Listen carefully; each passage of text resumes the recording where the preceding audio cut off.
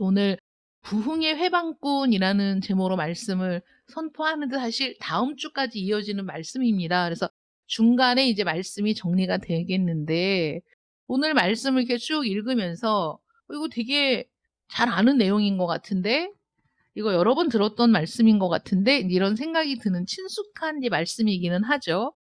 네, 오늘 이제 말씀 이삭이라는 인물을 여러분들이 잘 아시죠? 아브라함이 100세에 얻은 아들이 이삭입니다.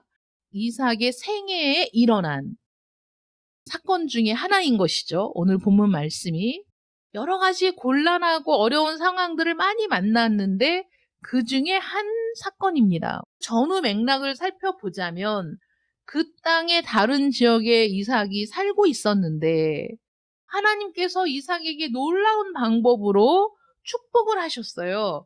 그래서 막 재산이 늘어나는 거예요. 이삭의 재산이 막 늘어납니다.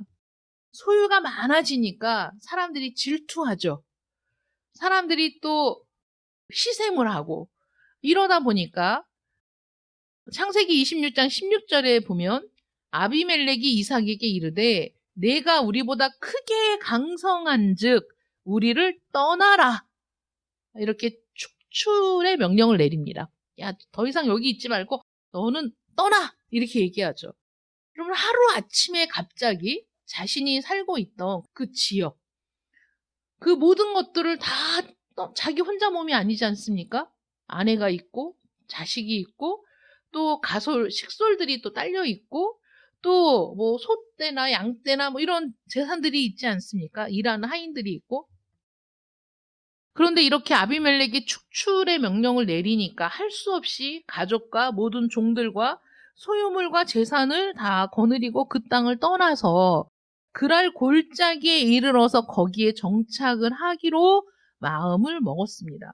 근데 거기에 정착을 하려고 하니 가장 먼저 부딪히게 된 긴급하고도 절실한 문제가 있었는데 그게 뭐냐면 물을 확보하는 거였어요. 물이라는 게 없으면 사람이 살 수가 없는 거죠.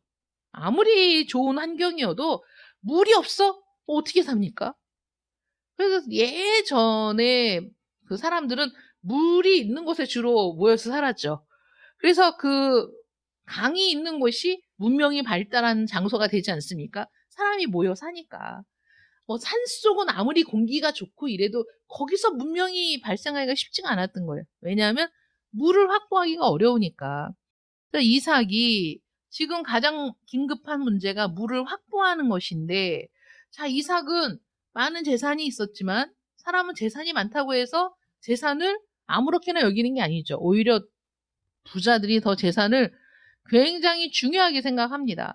근데 이삭은 지금 모든 초점이 재산을 불리는 거, 잘 먹고 잘 사는 거, 얼마나 좋고 아름다운 곳에 터를 잡는가 이런 문제가 아니었고 지금 당장 오늘 저녁에 내일 아침에라도 마실 물을 확보하는 것이 가장 중요한 문제였고 또 그것은 굉장히 필요한 일이었던 거죠.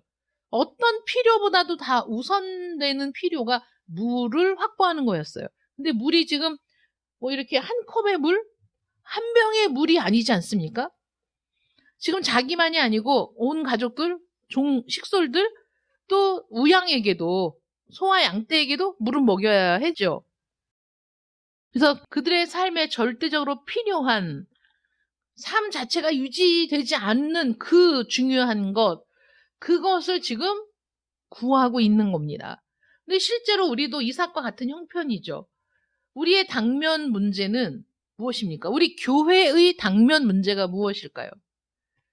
생명이 결여되어 있다는 거예요. 여러분들에게도 생명이 없다면 정말 시급하고 지금 너무나 어려운 상황인 거예요. 생명이 없다면. 여러분 죽어가는 사람을 어떻게 살리지 않습니까? 나와 상관이 없어도. 나와 생면부지의 사람이라고 하더라도 생명을 잃어가고 있는 상태의 사람을 버려두는 사람은 없지 않습니까? 어떻게 해서든지 도움을 주려고 하지 않습니까? 생명이란 굉장히 중요한 거예요. 생명이 빠져나가면 그 기운이 빠져나가면 죽는 거잖아요. 소멸하는 거지 않습니까? 그러니까 생명이 중요해. 교회도 생명이 중요해요. 근데 교회의 생명 자체가 결여되어 있다. 사실 교회에 얼마나 거듭난 성도가 많으냐를 따져보자면 그리스도의 생명을 소유한 거듭난 사람이 얼마나 있어? 몇 프로야 도대체? 개미를 연구해보면 그렇게 바쁘게 왔다 갔다 하고 모든 개미들이 정신없이 일을 하는 것 같은데 아니라잖아요. 80%가 넘는 개미들은 다 놀고 있는 거래잖아. 일하는 개미는 몇 프로가 안 되는 거예요. 그 몇 프로 일하는 개미들이 전체 그 개미 그 떼를 살리고 있다니까. 교회도 100%가 생명으로 충만하면 얼마나 좋겠어요. 그렇지 않은 게 문제인 거죠. 그런데 퍼센트로 따지자면 교회에 한 20%만 거듭났고 80%는 거듭나지 않았어. 이것이 정말 큰일이네? 이렇게 생각할 수 있어요. 교회적으로 보면 큰일이죠. 큰 문제죠. 그런데 한 사람의 개인으로 보자면 어떤 일이죠? 그 사람이 생명을 소유하지 못했어? 그럼 그 사람은 인생이 소멸되는 일이고 인생이 무너지는 일이고 인생이 망하는 일이죠. 여러분들이 어떤 치료를 받을 때 부작용, 살 확률이 몇 %입니까? 수술을 앞두고 생존율이 얼마나 되겠습니까? 10%? 5%? 그래도 여러분 수술을 합니다. 5%의 그 소망을 가지고 10%의 소망을 가지고 수술을 해요. 이 약을 투여했을 때 몇 프로의 부작용이 있습니까? 한 3%? 이 부작용이 있습니다. 그래도 97%가 안전하고 3%가 부작용이 있어 큰 부작용이 있다고 한다면 많은 사람들이 왜 망설입니까? 그 3% 안에 내가 있을 수 있거든요. 그런데 전체적으로 보면 3%지만 나에겐 100%잖아요. 그런 두려움이 있는 거죠. 그래서 나에게 생명이 있느냐 없느냐가 각 개인에게는 굉장히 중요한 문제라는 거죠. 교회 전체를 떠나서. 그런데 그 생명 자체가 결여되어 있다? 생명 자체가 없다? 이거 엄청 중요한 문제라는 거죠.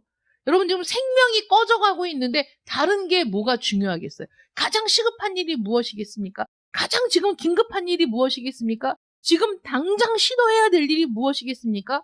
생명을 살리는 것이죠. 생명이 있어야 된다는 거예요. 이게 가장 중요한 일인 겁니다. 그런데 교회가 전체적으로 볼 때 생명 자체가 결여되어 있어요. 세상에 영향력을 끼치는 교회, 우리는 말이 쉽지. 세상에 영향을 끼치고 이 현 상황, 이런 상황이 돼서 전체적인 흐름을 바꿀 수 있는 그 능력, 그 활력, 이 교회에 없다는 거죠. 이게 문제 아니겠습니까? 대형 교회들이 얼마나 많은데 전 세계에 가장 큰 교회를 가지고 있고 성도 수가 몇십만 명이 되는 교회, 정말 메가처치가 있는 이 대한민국이지만 생명이 결여되어 있다는 거예요. 그런 생명력을 상실해가고 있다, 지금. 이게 굉장히 총체적인 문제인 것이죠. 그래서 오늘 본문이 우리에게 주는 교훈은 이 물이라는 특별한 필요에 직면했을 때, 정신을 차리시고, 물이라는 특별한 필요에 직면했을 때, 정말 이거 정말 긴급해, 이거 정말 필요해, 이런 문제가 발생했을 때 이삭이 한 일이 무엇이냐? 또 반대로 이삭이 하지 않은 일은 무엇이냐? 이걸 한번 살펴보자는 거죠. 빨리 물을 찾지 못하면 그 가족들은 얼마 못 가서 생명의 위협을 받을 그런 긴급한 상황이었는데 이 긴급한 필요 앞에서 이삭이 하지 않은 일을 한번 살펴보자면 물이 어디 있는지 탐사할 사람을 보내지도 않았고 수맥이 어디 있는가를 확인할 사람들을 보내지도 않았고 새로운 수원을 찾아낼 전문가들을 보내지도 않았습니다. 오늘 본문을 보면 그랄 골짜기에 장막을 치고 거기 거류하기로 했는데 그 다음에 물을 찾아야 되니까 종들을 사방으로 보내서 어디에 물이 있는가 찾아보라는 명령을 내리지 않았습니다. 그리고 이삭이 무엇을 했습니까? 18절에 보면 그 아버지 아브라함 때 팠던 우물들을 다시 팠다. 이렇게 나오죠. 이것이 우리에게 필요한 메시지라는 거예요. 그 아버지 아브라함 때 팠던 우물을 다시 팠다라고 기록하고 있습니다. 그런데 오늘 우리가 교회가 지금 생명이 결여되어 있는 위급한 상황인데도 불구하고 이삭과 같은 시각을 갖지 못하고 오히려 그 반대의 일들을 지금 하고 있다는 것이죠. 야, 정말 생명을 살리기 위해서 뭐가 필요하냐? 최신 지식이 필요하다. 심리학이 필요하다. 뭔가 상담이 필요하다. 어떤 프로그램이 필요하다. 뭔가 시끌벅적한 뭔가를 해야 되지 않겠느냐. 뭐 세상의 문화도 교회에 들어와야 되지 않겠느냐. 사람들이 오면 뭔가 즐거운 일이 있어야 되지 않겠느냐. 뭔가 사람들을 끌어모을 어떤 새로운 방법들을 모색해 봐야 되지 않겠느냐. 이런 일들을 우리가 하고 있다는 거죠. 많은 교회들이. 이삭처럼 물을 탐사할 사람과 수맥 찾는 사람을 불러서 우리를 생존케 할 어떤 새로운 수원지, 물 공급처를 찾으려고 하지 않았던 이삭처럼 하는 것이 아니라 오히려 반대로 그런 것들을 찾기 위해 모든 수고를 아끼지 않고 있다라는 거예요. 다시 한번 강조하자면 이삭은 그런 종류의 시도를 전혀 하지 않았다는 겁니다. 왜 그렇게 했을까요? 왜 이삭이 그런 시도를 전혀 하지 않고 그 아버지 아브라함 때 팠던 우물들을 다시 팠을까요? 이삭은 지금 아주 긴급한 문제에 직면해서 사실 새로운 수원지를 찾으러 사람들을 보내고 새로운 수맥을 찾고 또 거기에 수맥이 있는 것 같은데 수맥이 있는지 확인하기 위해서 땅을 파고 팠더니 물이 안 나오면 또 다른 땅을 파고 이럴 만한 그런 상황이 시간이 사실 부족했어요. 아주 긴급한 상황이라는 것이죠. 이런 긴급한 상황에서 이삭은 이런 생각을 했어요. 우리 아버지 아브라함은 가는 곳마다 물을 얻었는데 아버지 아브라함이 그 지역에 살았던 때에 우물을 팠었고 그 우물을 팠을 때마다 물을 얻었어. 그래서 아브라함은 가는 곳마다 물이 넉넉했어요. 그래서 아브라함도 가는 곳마다 소떼가 늘어나고 양떼가 늘어나고 재산이 막 늘어났어요. 아버지 아브라함도. 그것을 기억했다는 것이죠. 우리 아버지가 가는 곳마다 우물을 팠고 그때마다 물이 터져 나오는 거예요. 이 땅은 우물을 팠더니 물이 터져 나와. 이거는 원유가 터져 나온 것 같은 금광을 발견한 것 같은 그런 놀라운 일인 거예요. 그 우물 때문에 전쟁이 일어나고 그 우물을 차지하기 위해서 사람들이 싸우고 이런 일들이 일어나는 겁니다. 근데 아버지가 어떻게 사셨는가? 아버지가 어떻게 살아가면서 우물을 발견하고 그 물을 통해서 넉넉하게 물을 공급받았는가? 이것을 기억하고 이삭이 그래서 내가 지금 즉시 해야 되는 일은 새로운 수원을 찾는 일이 아니고 우리 아버지가 팠던 그 우물을 다시 한번 파보는 거야. 이렇게 생각을 한 거죠. 이삭이. 확실한 공급처를 확보하는 것. 이미 그 전에 거기서 물이 나왔었어. 우리 아버지는 그래서 그 물을 충분히 사용할 수 있었어. 라는 것을 기억하고 아버지 아브라함이 팠던 그 우물들을 다시 파는 일, 이것을 이삭이 했다는 거예요. 이걸 생각해 보면서 우리도 과거를 한번 돌아봐야 한다. 온고지신. 과거를 우리가 되새기고 생각하는 것은 그 과거를 통해 새로운 오늘과 내일을 만들 수 있다는 것이잖아요. 그래서 과거라는 것이 그저 흘러간 시간이고 지금은 필요 없는 일이고 소용없는 일이고 왜 과거를 그렇게 연연해 하는 거야. 우리는 지금 그때와 달라졌는데 라고 사람들이 많이 생각을 하지만 그래서 과거로부터 뭘 배울 게 있겠어. 뭐 과학도 발전하지 못했던 정말 그 무지하고 뭐 이런 그 과거에 대해서 폄훼하면서 그래서 그 시절로부터는 우리가 배워야 할 것이 하나도 없다고 생각하는 사람은 세속적인 역사가 주는 교훈들에 대해서 무지한 자이고 성경 역사에 대해서도 무지한 자들이라는 거죠. 그런데 지금 우리는 대체적으로 그런 생각들을 하고 있는 거예요. 교회와 세상이 과거에 한 번도 부딪혀보지 못한 문제들을 지금 부딪히고 있다라고 착각하는 거죠. 이전에 없던 새로운 문제를 우리는 지금 맞닥뜨리고 있다라고 생각하는데 전도서에 보면 뭐라고 되어 있죠?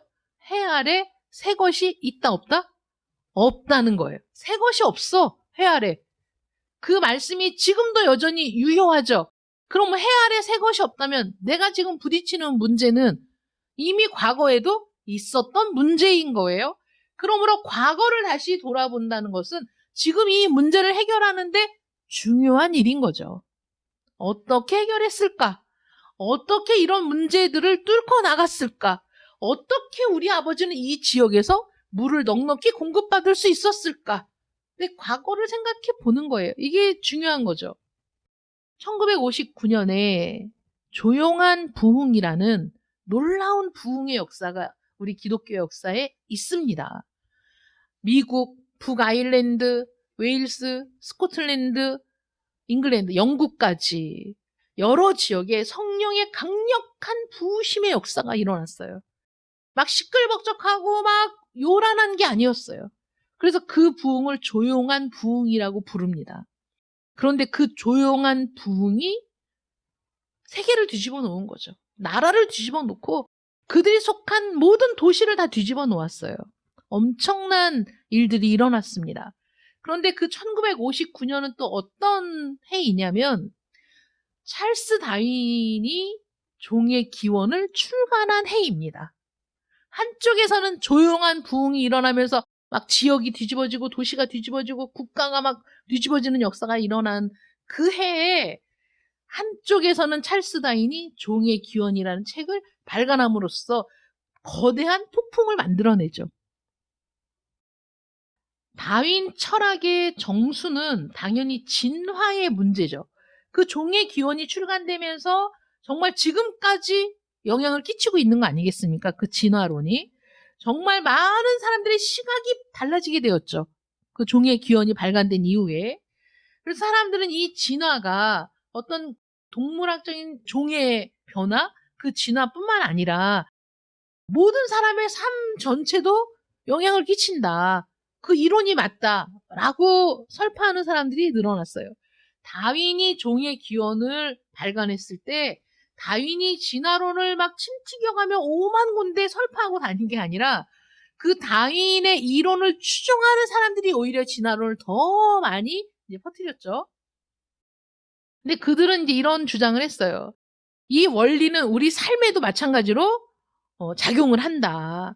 그래서 삶 전체에서 이런 진보와 발전과 전진이 일어나게 되어 있다.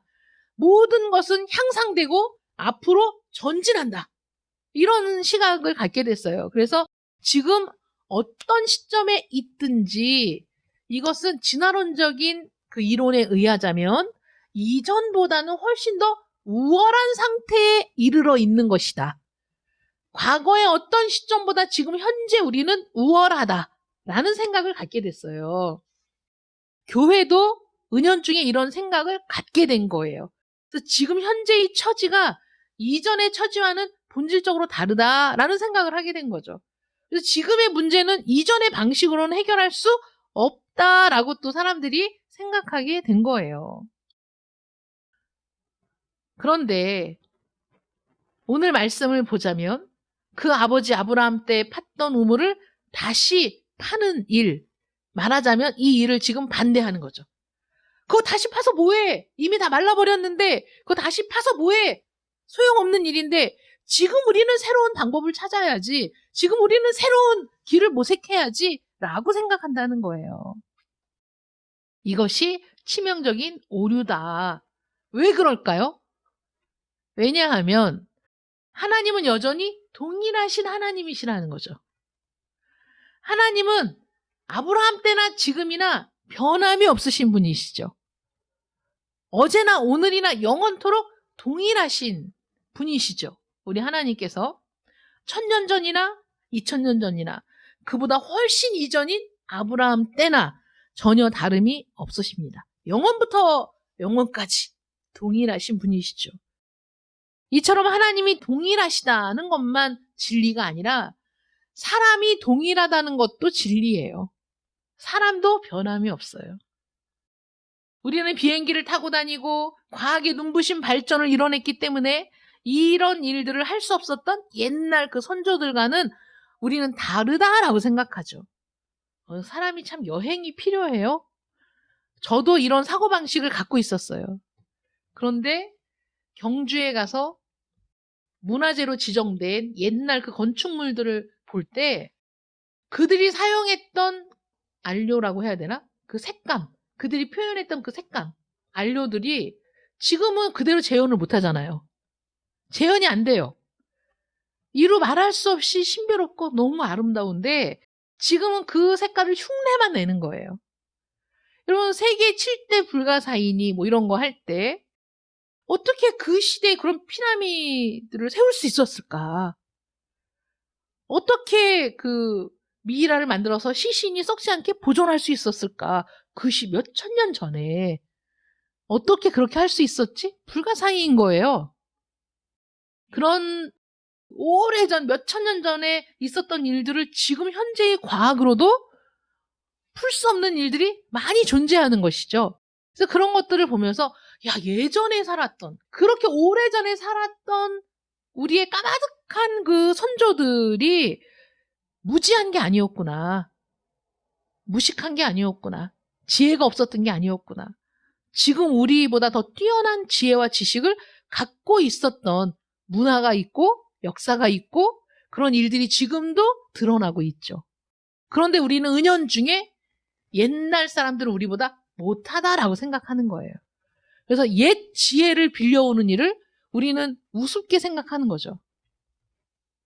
사람들은 변하지 않습니다. 신문만 읽어보아도 인간의 주된 관심이 여전히 먹고 마시고 전쟁을 일으키고 갖가지 쾌락을 추구하고 또 성에 미쳐 있고 술에 미쳐 있는 거죠. 이 모든 내용들은 지금 일어난 일입니까? 아닙니다. 구약 성경에 이미 나오는 것들이죠. 이미 오래전부터 사람은 그러했었죠. 근데 지금도 여전히 그러하죠. 다윈의 진화론에 의해서 아담과 하와가 타락하고 범죄했던 그 범죄로부터 지금은 멀리 떨어져서 지금 거기에서 지금 우리는 완전히 진화되어서 지금은 그런 일들을 하지도 않아. 그런 부도덕한 일들은 우리 인간들의 삶에서 사라진 지 오래야 라고 여러분 말할 수 있습니까? 그때보다도 오히려 더 심각한 죄악 가운데 있다라고 우리가 느끼지 않느냐 하는 것이죠. 제가 한번 말씀드렸지만은 소크라테스조차도 요즘 젊은 것들은 이라고 썼다는 거예요, 책에. 요즘 젊은 것들은 너무 버릇이 없어. 저것들은 인사도 안 하고 어른을 공경할 줄 몰라. 이 표현이 지금에만 쓰는 표현 같습니까? 아닙니다. 2000년 전에 철학자들도 그런 표현을 했다니까요. 인간은 변하지 않습니다. 도둑질, 강도질, 폭력, 질투, 시기, 부정, 이혼, 분열, 성도착 이런 것들이 없어집니까? 좋아졌습니까? 우리는 점점 더 나아지고 있습니까? 아니라는 거예요. 다 성경에 기록되어 있는 겁니다. 과거에도 그랬지만 오늘날에도 우리 인간들은 이런 문제들을 안고 있어요. 그러니 우리가 당면한 문제도 전혀 새로운 것이 아니라는 것이죠. 아브라함에게도 물을 찾아야 하는 문제가 있었고 그 아들 이삭에게도 정확히 같은 문제가 발생한 거죠. 지금. 예수 그리스도는 어제나 오늘이나 영원토록 동일하시니라. 아멘입니까? 동일하신 우리 주 예수 그리스도. 하나님만 영원토록 동일하시냐? 아, 우리의 이 죄성도 참 동일하다. 변함이 없다. 라고 느껴집니다. 그래서 이런 역사를 우리가 살펴보면서 오늘 본문을 살펴보면서 첫 번째 우리가 생각할 일이 교회의 역사를 돌아볼 때 굴곡이 없는 성취의 기록만 있는 것이 아니더라.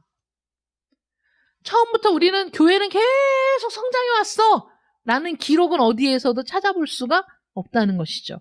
오르막이 있으면 내리막이 있고, 내리막이 있으면 또 오르막이 있는 그런 역사였어요. 우리 교회의 역사가.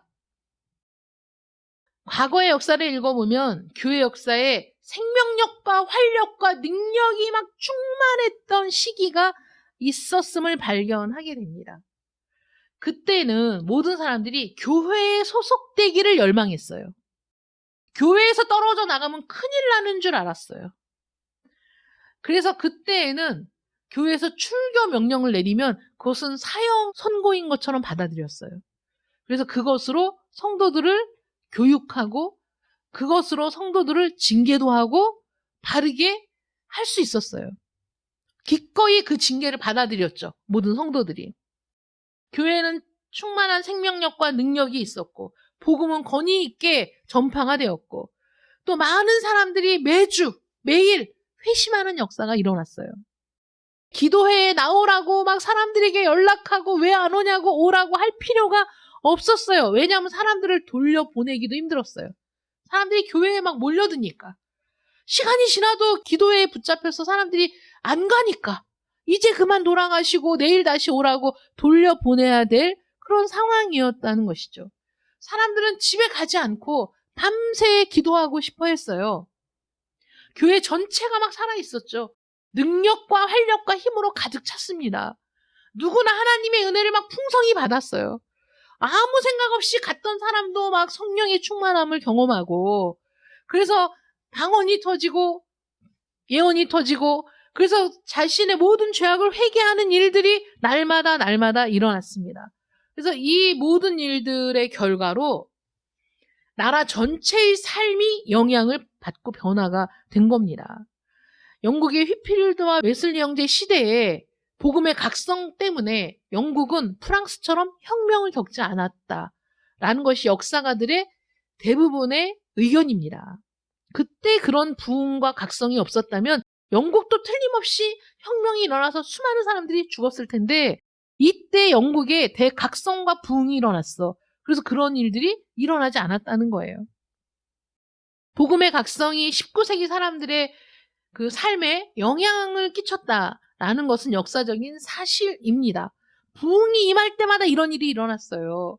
역사로 되돌아가서 볼 때 발견하게 되는 내용이라는 거예요. 되돌아가 보니 그런 일이 있었어요, 교회에. 교회에 이런 놀라운 일들이 있었습니다. 한 번이 아니고 두 번이 아니고 있었어요. 그것이 항상 변함없이 계속 유지되지 않았을 뿐이죠. 오르막이 있다면 내리막이 있고 내리막이 있다면 다시 오르막이 있던 그런 역사였다는 것이죠. 그 영광스러운 부흥과 재각성의 시기는 언제 왔느냐? 우린 또 이걸 또 봐야 돼요. 그런 영광스러운 부흥과 재각성의 시기가 언제 왔느냐? 교회 역사상 심히 고갈되었던 시기에 심히 메마르고 냉담하고 생명이 없는 시기에 뒤이어 찾아왔다. 이것이 교회의 역사가 말해주는 거예요. 정말 너무 놀라운 일인 거죠. 그래서 과거를 돌아보는 일이 우리에게 격려가 되는 이유입니다. 큰 봉우리, 부흥의 큰 봉우리를 발견할 때마다 그 골짜기도 깊었다는 거예요, 여러분. 산행을 하다 보면 느껴지는 게 그거잖아요.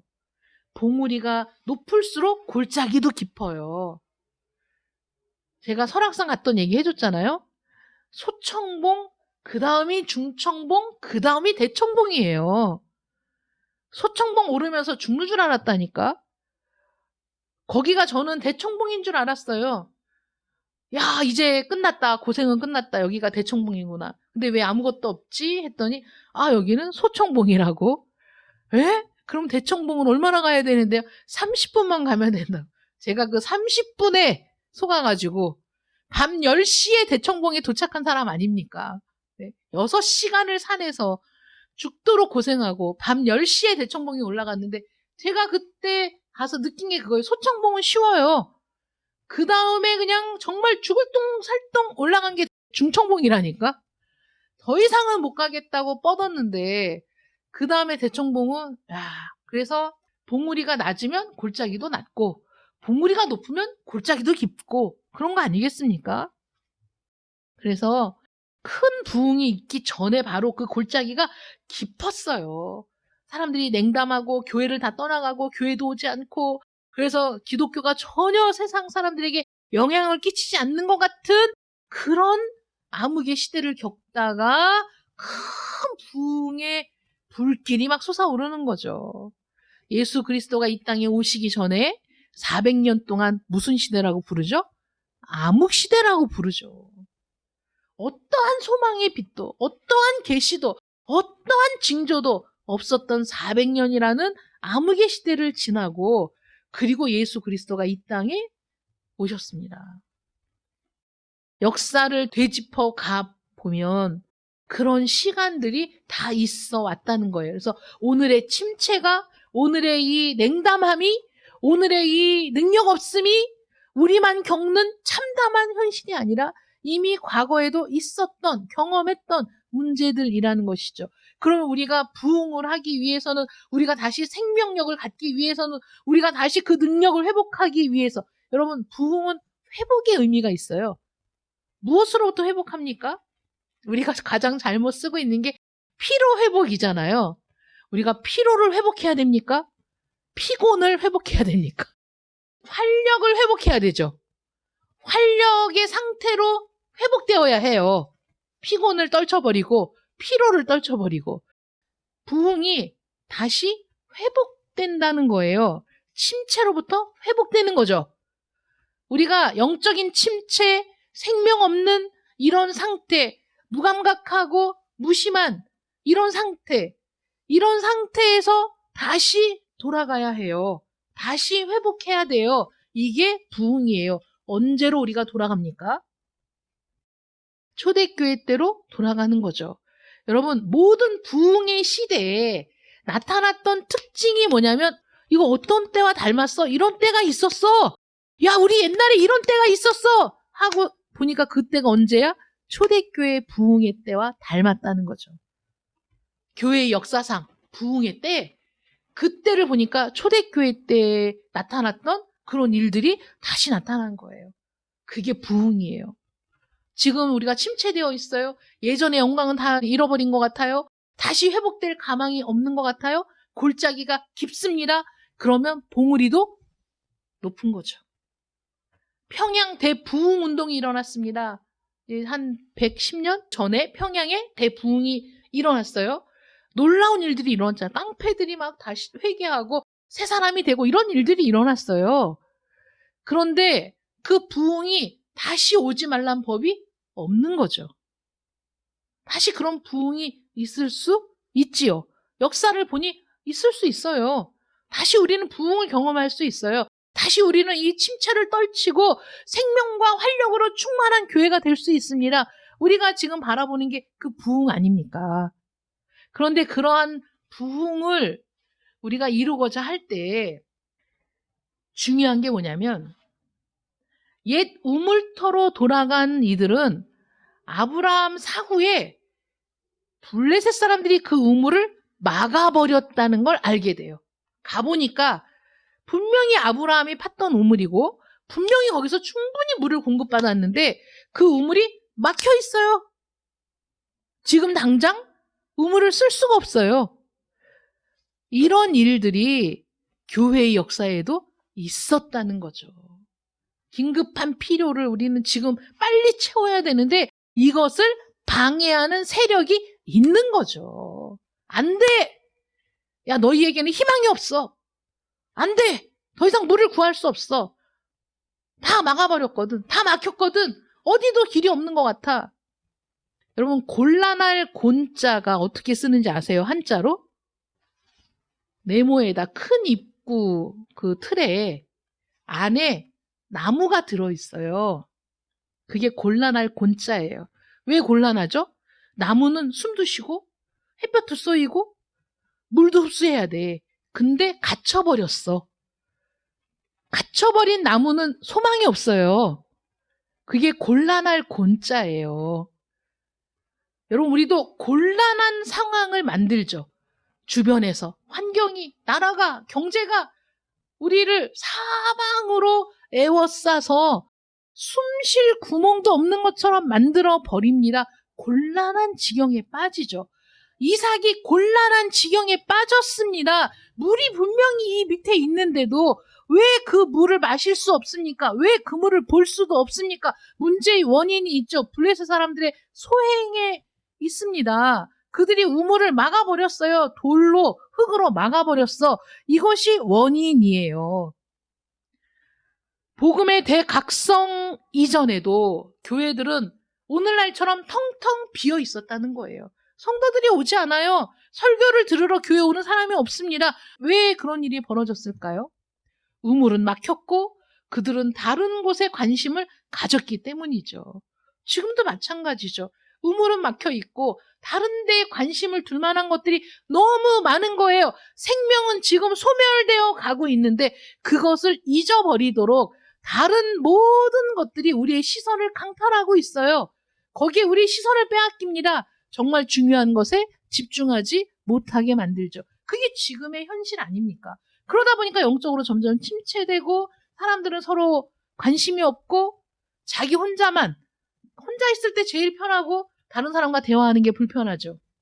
혼자 있을 때가 제일 편안하다라고 느끼는 사람들이 많아질수록 이 세상은 점점 더 냉담해질 거예요. 자기만의 문제에 고립될 거예요. 큰 입구 틀에 갇힌 나무처럼 혼자만 고립되어 혼자만 곤란하고 혼자만 죽을 지경이 되겠죠. 이것이 모두의 문제가 되는 거죠. 국가의 문제가 되고 세계의 문제가 되는 거예요. 이렇게 만드는 원흉이 있습니다. 블레셋이 그 우물을 막아버렸어요. 그전에만 그런 문제가 있는 게 아니라 지금도 그런 문제들은 끊임없이 있죠. 물이 막혔어요. 우리가 정말 필요한 것들이 공급되지 않고 있어요. 이 문제를 어떻게 해결을 해야 됩니까? 여러분, 우물은 생명과 관계된 거 아닙니까? 물이. 그런데 그거를 아브라함을 시기해서 다 막아버리는 거예요. 다 막아버려 못 쓰게. 얼마나 못됐어. 제가 어제 새벽에 2시에 집에 들어갔거든요. 설교 준비를 하고 집에 들어갔어요. 주차를 하고 올라가서 이제 쉬어야 되잖아요. 야, 주차장 들어가서 이렇게 주차할 자리가 없어서 이렇게 한 바퀴를 도는데 그 소렌토 그 차량이 이 옆에 주차하는 칸들이 쭉 있어요. 여기는 통로야. 야, 이 통로를 딱 막아서 차를 세우는 거야. 이렇게 갈 수도 없고 이리 갈 수도 없고 어떤 이 구역에 미친놈은 나야 뭐 이렇게 선포를 한 것도 아니고 난생 처음 경험을 했네요. 새벽 2시에 뭐 전화를 할 수도 없고 길목을 막아버렸어. 안에 있는 주차장을 갈 수 없게 길목을 막아버린 정말 나 얼굴이 궁금하더라고. 관리사무소에 전화해갖고 그 사람이 도대체 몇 호에 사는 누구인지 확인하고 싶을 정도로 너무 궁금한 거예요. 어떻게 이렇게 주차를 해놓고 갈 수가 있지? 너무 이상한 사람이죠. 그런데 그런 사람들이 많지 요즘에. 근데 블레셋이 한 일이 그것보다 더 나쁜 일이지. 생명에 관계된 걸 막아버린 거잖아요. 1개도 아니고 2개도 아니고 아브라함이 판 우물을 다 막아버렸다니까? 그래서 다른 사람들도 그 물을 마실 수 없게 만든 거야. 얼마나 못돼 처먹은 일입니까? 지금도 그 우물을 막고 그 물을 마시지 못하게 하면서 우리와 하나님의 축복 사이를 가로막으려고 지금도 눈에 불을 켜고 쫓아다니는 사단이 있죠. 마귀가 있죠. 블레셋과 같은 일을 하는 마귀가 있습니다. 그러므로 우리의 부흥이 승승장구하며 아무 문제도 없이 상승곡선을 이루며 부흥을 할 수 있습니까? 골짜기가 생기고 또 부흥이 일어나고 골짜기가 생기고 또 부흥이 일어나죠. 그러나 하나님은 지금도 살아계셔서 하나님은 지금도 전능하시고 전지하신 하나님이시기 때문에 하나님이 사랑하는 성도들을 버려두지 않으시고 우리가 골짜기에 침체되어 있어도 우리를 다시 부흥의 봉우리로 이끌고 올라가실 능력이 있으신 줄 믿으시기 바랍니다. 우리 그 하나님을 바라보고 가는 길 아닙니까? 이삭을 본받아 블레셋 사람의 쓰레기를 청소하고 다시 한번 하나님이 주시는 물, 성령의 능력이 나오는 옛 수원을 되찾을 수 있기를 바랍니다. 우리의 물의 공급처, 우리 생명의 공급처는 하나님 한 분뿐이시죠. 이스라엘의 죄악이 무엇입니까? 생수의 근원인 나를 버린 것이 너희의 죄다 라고 하나님 말씀하시지 않습니까? 생수의 근원이신 하나님을 버리고 우물을 파, 생수의 근원이신 하나님을 버리고 물을 저장할 곳을 만들어. 이게 이스라엘의 죄예요. 그것이 영적인 부흥을 가로막는 죄입니다. 그것이 영적인 부흥을 가로막는 못된 짓이에요. 하나님이 분명히 경고하셨어요. 그러면 샘의 근원은 누구십니까? 물의 공급자는 누구십니까? 하나님이시죠. 그 하나님과 우리의 관계를 단절시키고 하나님과 우리 사이에 돌무더기를 쌓아 담을 만드는, 그래서 우리와 하나님의 사이를 이간질하는 그 원수 마귀가 여전히 지금도 열심히 일하고 있다는 것이죠. 어느 정도로요? 우는 사자와 같이 삼킬 자를 찾으러 돌아다니고 있지 않습니까? 그러니 여러분 정신을 똑바로 차리십시오. 예배에 집중하시고 말씀에 집중하세요. 이 시간이 돈이라고 생각해 보십시오. 내가 예배를 처음부터 끝까지 잘 드리면 이게 황금이 막 떨어져. 그럼 아마 사람들이 눈에 불을 켜고 예배를 드릴걸요? 이것이 의미가 없다고 생각하니까, 이것이 중요하지 않다고 생각하니까 예배에 집중하지 않는 거 아니겠습니까? 그럼 여러분들은 돌무더기로 막힌 우물을 품에 안고서 정말 이 우물을 파야지, 이 생수를 내가 마셔야지, 물을 마셔야지 산다는 사실을 망각하고 다른 것들에 눈을 돌리고 있는 어리석은 사람입니다. 정신을 차려야 돼요. 예배에 집중하고 말씀에 집중하고 생수의 근원이신 하나님께 우리는 우리의 삶의 뿌리가 다 있어야 돼요. 내 모든 생명의 뿌리가 생수의 근원이신 하나님께 있어야 합니다. 그래야 거기서 활력을 얻고 능력을 얻고 생명을 얻고 새로운 부흥을 경험하게 될 줄 믿으시기 바랍니다. 기도하겠습니다. 사랑의 하나님 감사합니다. 우리는 이토록 어리석고 무지하기 이를 데가 없습니다. 정말 중요한 것은 보지 못하고 중요하지 않은 지엽적인 문제에 생명을 걸 때가 많습니다.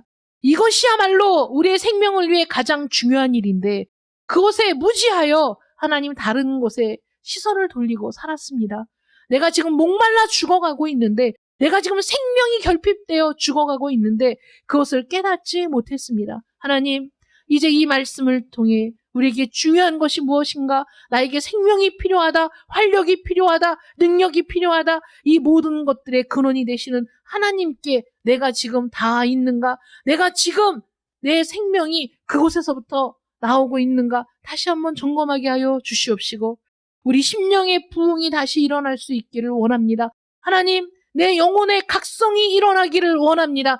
살아계신 하나님을 만나기를 원합니다. 우리의 삶에 이런 놀라운 역사가 있게 하여 주시옵시고 우리 한 사람 한 사람이 각성을 이루어 영적 부흥이 일어나 우리 오직 예수교회가 참된 부흥의 불길에 타오를 수 있도록 하나님 역사하여 주시옵소서. 우리 주 예수 그리스도의 이름으로 기도드립니다. 아멘.